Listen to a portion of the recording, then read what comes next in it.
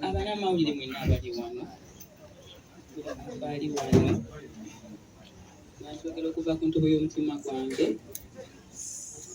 I have never had any issues with anybody, especially the one you said. Oh. Inti. Nga bwe nabanyonyodde nti propaganda mu industry mungi. And reasons why I don't explain myself bye bino nga bw'obiraba nti abantu balina families, I respect people. Okitegeera abantu balina brands nga bwe nagambye. Sagala pickinga ku bantu ate malenjo che male, you know. I love every artist.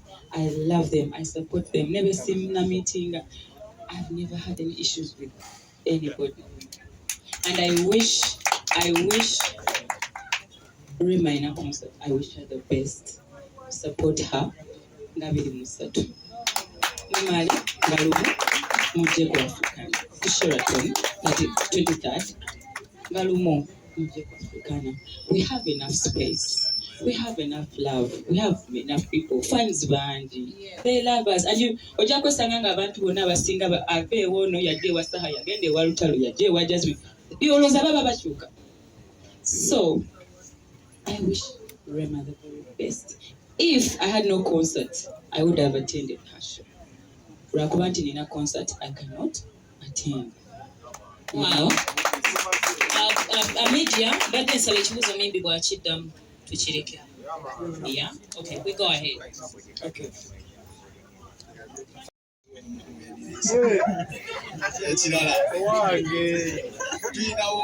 A special surprise for Sugi Banga,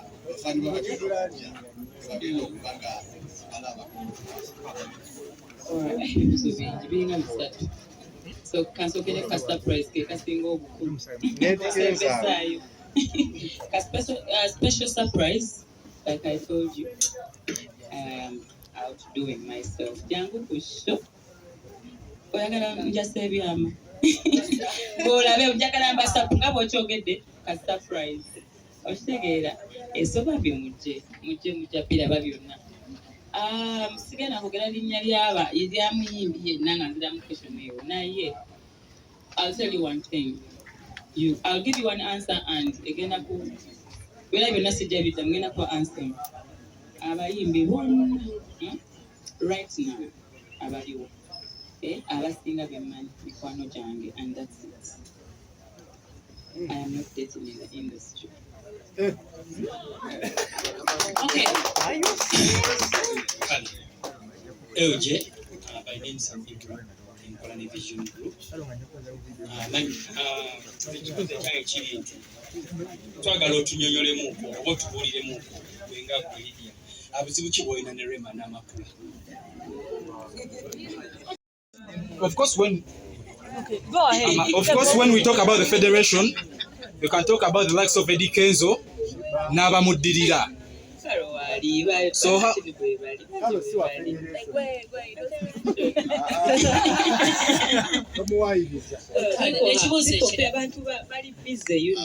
I'm sure abase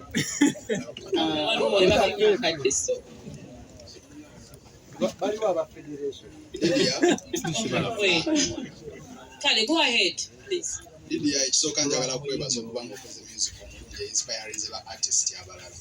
Essaawa zino we twogerera abakyala bakwenyumiriza Freedom City Kalinga abalala bazikuba n'obuyimba kayimba kamu yuno. So nangamba sirangako manager promoter nga yagenda oteeka mpuliki nangamba naye tofaayo. This time when musanze we namanya ebintu ebyo Bible sabimanya tetumanyanga bintu ebyo wobeera mu management. There's so many things you don't know. And to make it proper with the management, I've never had any issues or kugoba any manager. Nti nkugobye nkoze hit genda nti oba okoze otya. Banayemba bwire ba manager abakwata abayimbi bulungi professional basamu ekitiibwa. Mwebale si kyangu naddala ffe abaana abawala abafaanana bwetu si kyangu mami ng'ate musajja mbeebaza era mbateekamu ekitiibwa buli alina promote omusajja ng'ali professional and I mean professional ng'akola emirimu ng'ateekamu mukama alimpayo omu bw'atyo nange lumu. And after the concert kiriko nnyo because ngenda kuta album bagita the one and only, and it can go, if I listen to it I get chills nange nze kennyini. I start even worrying how I'm going to release it.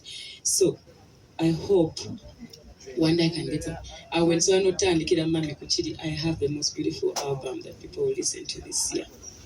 Anyways, now today about I was forgetting anything. It's too much. Thank you to the bano batimba but mwana wange teerabira gamba ndabira omukadde nakanwa omugabi omunnange, you know.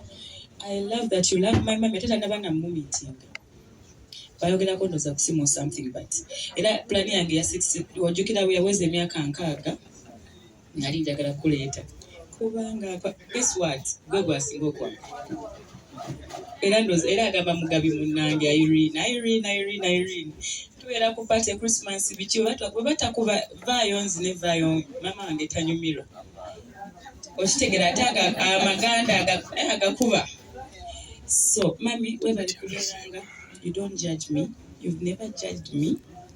Mami is okumanya era obukulu ndowooza. Mami doesn't judge someone because beyond your dress code, beyond whatever of how the generation kati bwekitwala kubanga we are in the music industry and this is art, and mami knows. Mami atunulira nnyo omutima gw'omuntu. I've come to realize that mami bana abakyala bonna, I'm sure buli muyimbi omuto mami onogola you find her interacting with them. Ne ku social media era mami zicomment oziraba ku baana abato abaliwo bonna. Webale kubeera mami figure, webale nnyo kutu advising. If I ever get married, which is a dream, and I love to get married and I love kids. I love love. I'm a singer of love.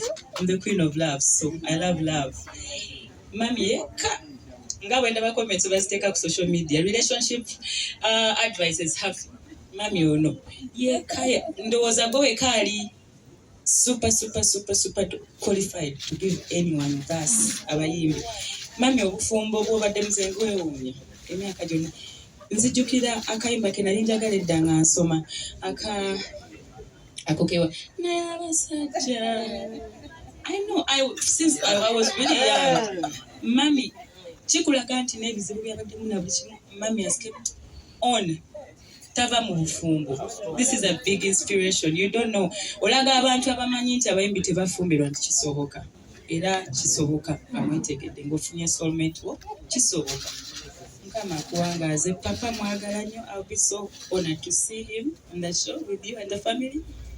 Petrina, everybody baagala nnyo. Mukama abawangaaza akwongere emyaka kubanga oli okyali mbooko tolina gy'olaga.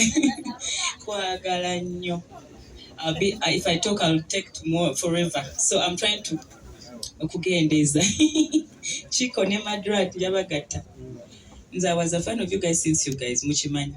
The first day I saw you guys on stage, nafukirawo fan. Ate era netwesanga netwemanya netufuuka ba mikwano.